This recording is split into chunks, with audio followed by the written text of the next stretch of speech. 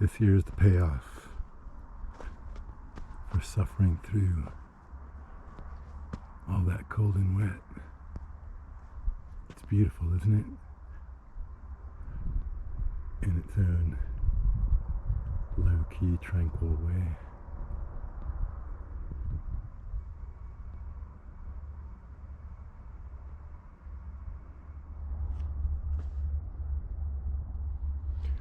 I've been mulling on the idea of holidays because today is supposed to be one, even if it is sort of the single stupidest and worthless holidays of all. I do remember one time that the people over at the NPR in Flagstaff did this April Fool's bit about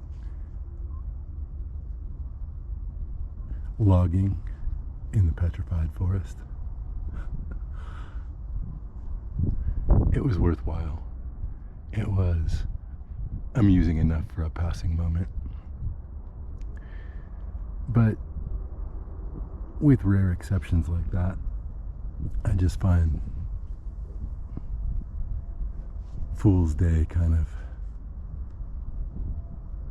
useless, annoying.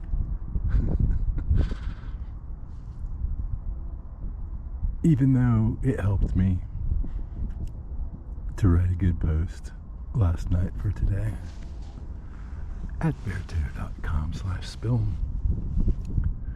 But anyway, I'm getting all tangential. The thing is, most holidays are stupid and useless at best.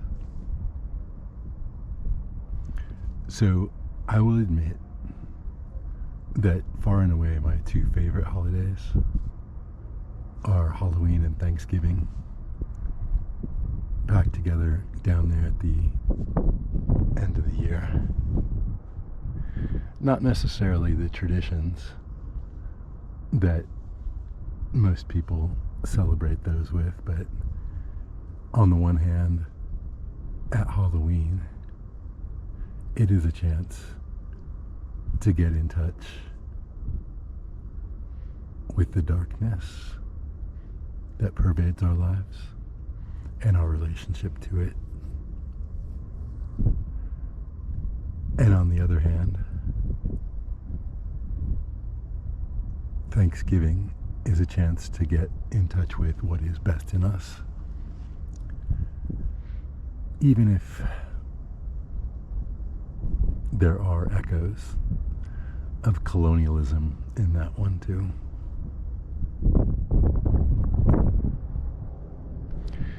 I like the winter solstice most of all of the big four non-useless holidays. But for the most part, I haven't got much use for most of them. I'll give you a couple of examples of that. The 4th of July makes me sad because if I was born 150 years ago,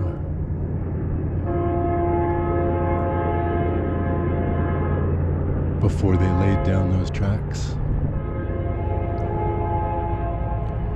I might have been very happy to celebrate the 4th of July and the spirit of revolution. But these days, the so-called democracy is in terrible shape.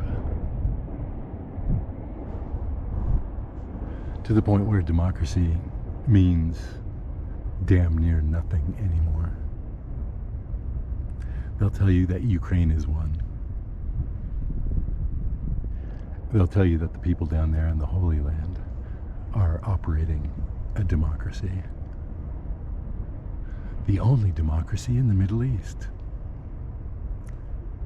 Please.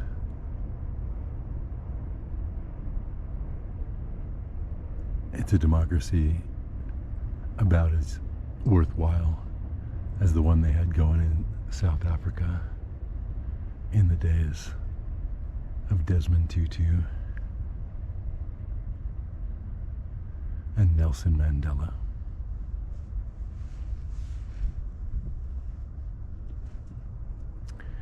So too with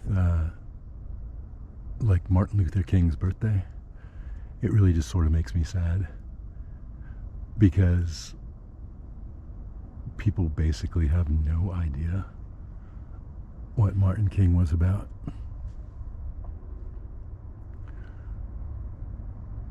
Or the fact that what he was really about was what led directly to his murder at the hands of the debased modern day so-called democracy that we live in.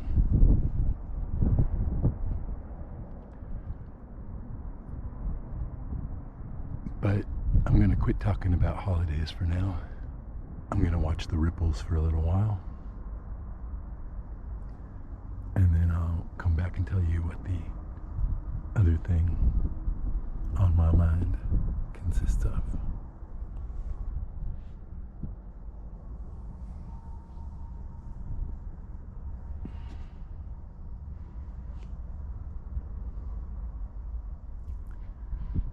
The other thing is money, of course. Today marks the ticking of the clock from 10 down to 1, when everything's supposed to start getting better again, for me personally. This morning I paid that one bill late, a day late, but not $1 short. They'll get their money tomorrow. And then I dug a little deeper into what's due on the next 10 days, during the next 10 days. And I did my best to figure out not only how those bills will get paid before the coming of the most blessed flash flood of currency, but also, once it does come, how I'm going to dig myself out of this hole I'm in. I'm paying attention again to things I haven't paid attention to in years, like exactly how much interest am I being charged, and which of those charges should I try to knock down fastest and first. But of course, when it comes right down to it, there's one big thing that sits at the center of it all. And that one big thing might be called rent or a mortgage. Rent simply being paying somebody else's mortgage. Talk about useless and annoying and dumb. So, I've got my land down there, and I'm still trying to figure out a way to put a habitation upon it, and maybe someday leave this place that I'm sitting in right now to go down to that allegedly better place.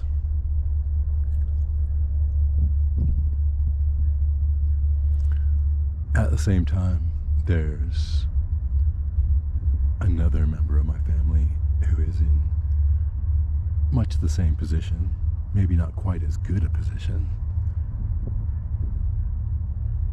paying $2,000 every month out the nose merely for a place to exist and building no equity at all in the process. It can't go on. The lease for that place is up in the next month or two, and we've been trying to figure out what we can do that would be better in that situation. How to get her into a situation that's at least as good as mine. Not that I'm totally satisfied with mine. Not that I'm giving up on trying to find a way to bring rent/mortgage monthly down to zero. I'm still committed to that.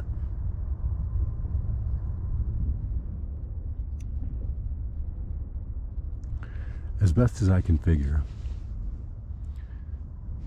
if you don't want to live in the back of beyond, if you want to live in a town in the Southwest, about the very best you can do is to head on over to, let's say, Winslow, and there find a 3/4 acre that supposedly has electricity going to it, that you'd probably have to scrape your own septic out for another 10 grand. But anyway, the price out the door is $20,000.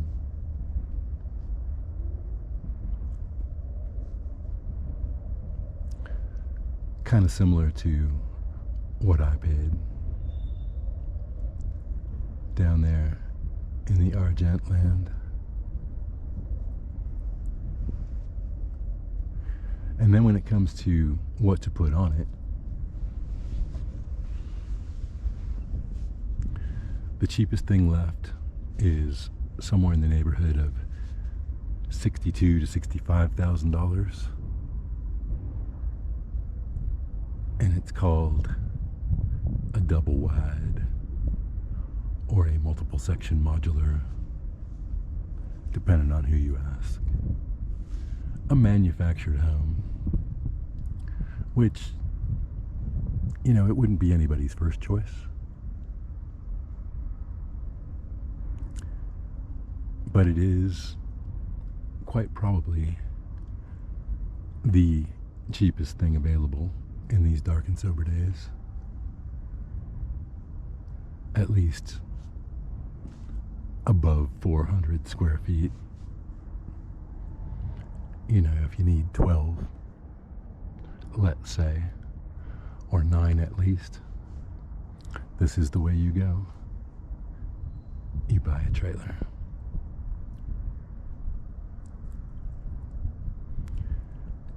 So, I probably will find myself someday going down that same road in silver. But in the meantime, it's rather more pressing to get this loved one out of a situation where she's pissing away money she doesn't have. And it seems to me that there must be a way. All the creditworthiness issues aside, all the, oh my God, nobody will give me a loan because I don't have any asset to put up for collateral. Well, I'll tell you, honey, I do.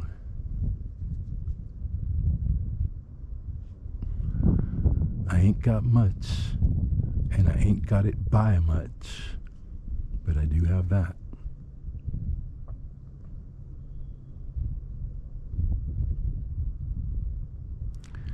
So, it comes down to figuring out a way to get a hold of $80,000 or $90,000, something like that. Convincing somebody to loan you most of that at their ridiculous current interest rates. But remember that you've got a flash flood coming someday too. From that storefront that you have up for sale back there in the fell east. And that $80,000 or $90,000 would be relatively easy to wipe out at one stroke when that day comes.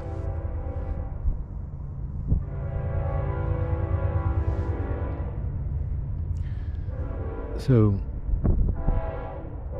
I've been thinking about you.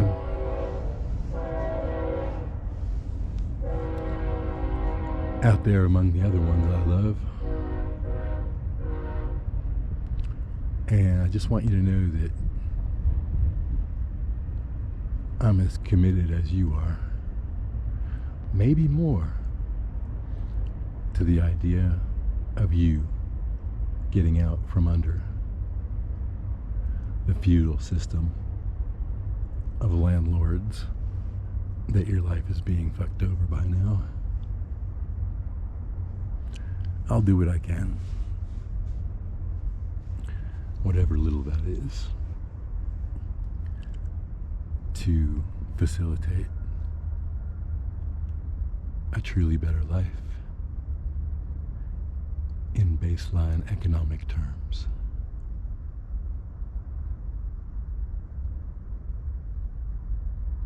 For me, for you, for all of us. Amen.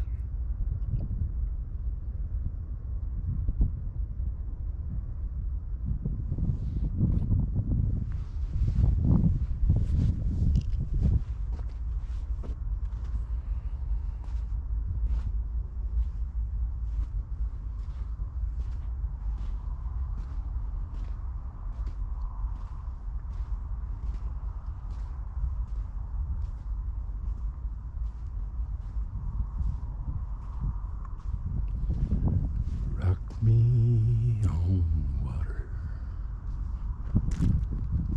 I'll get down to the wash somehow.